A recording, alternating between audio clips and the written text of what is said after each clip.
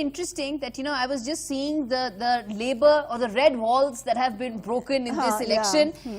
Wrexham is a Welsh seat that has been Labour, that has been voting Labour since 1935, and it has gone to the Tories this time around. Sree Iyer, there are more such. Yes, exactly. There are more such. I just pointed out one. Sree Iyer, what do you think of it? What was the undercurrent there? And what lies ahead? Because the plate is full as far as Boris Johnson is concerned. He needs to focus on a lot more and, of course, get that Brexit going finally. Was it a question to me? Yes, sir. Yes, sir. Sorry, because I missed your question. I just lost contact. But I'll tell you what my initial thoughts are. I think that it was Labour's election to lose, and I think they leaned so far left that they fell off the podium. And it was very, very regrettable the way Corbyn espoused the 370 and said that, you know, they were going to drag it out into the UN. Guess what? The UN has taken this off of their list. So it just shows you that, you know, somebody is motivated by reasons other than political to try and pick up a cause, and that's only going to end in disaster. And this is a warning to the Democrats in the United States. I've been for long saying that I've seen the same playbook play out in India in the form of Congress Party, in the United Kingdom in the form of Labour Party, and in the United States in the form of Democrats. And I think they are headed for the same fate, impeachment or no impeachment. And you need to really understand that at the end of the day, you need to be at the center, and that's where people like to like their politicians to be. And as far as this victory is concerned, it's very decisive, and I think Bojo has shown that he has mojo. And it's important that you know, we recognize that this is not something that happened just like one day or the other.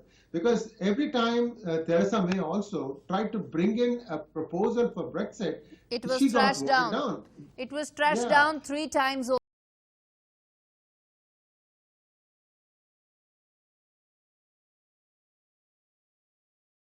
Also a Diwali attack. Okay, Sree Iyer, then let me ask you this. With this kind of mandate comes expectations, comes a clear, you know, drive from the voters that they want action from their leader.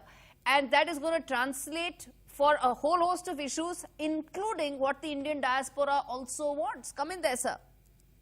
Yes, absolutely. And I expect this Boris Johnson government to be much more decisive in terms of its immigration policies going forward. I expect them to start giving more attention to somebody's academic qualifications. You think the point-based immigration system will work for India?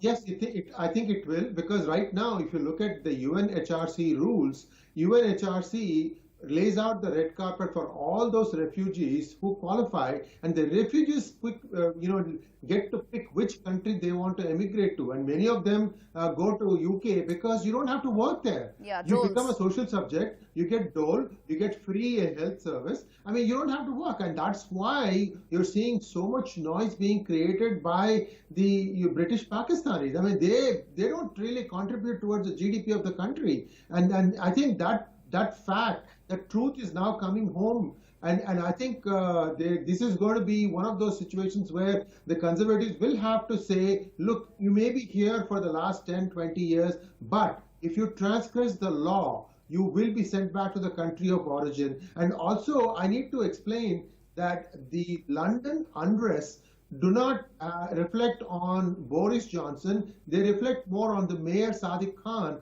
because this is law and order is a state subject. And in this case, the mayor is more responsible for ensuring that no riots take place in London, and it's not the Prime Minister.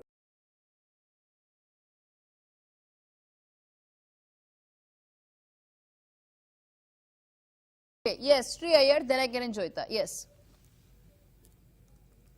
Brexit is concerned, I believe that Boris Johnson and Angela Merkel had an agreement in place before the election, but when it came back to the parliament, the parliament would have none of it. So that's why that necessitated these elections. And now the people have spoken for Boris Johnson. So essentially he gets a mandate of the people to go through with whatever it was that he had agreed to at the last meeting with the EU. So I expect that some decisive movement will happen in terms of Brexit. And look, we are now moving away from a situation of globalism to bilateral ties. And I think that's an excellent way for India and Britain to, mutually benefit from that. Exactly. And I expect that, with, a lot of people of Indian origin being on his cabinet, that this process will be somewhat smooth. Let's also hope that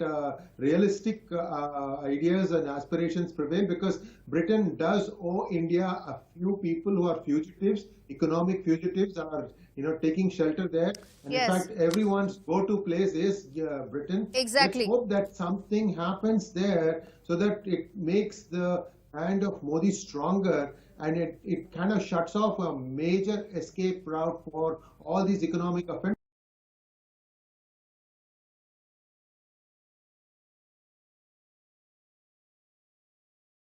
Total evidence, of course. Yes, Sree Iyer, go ahead, sir.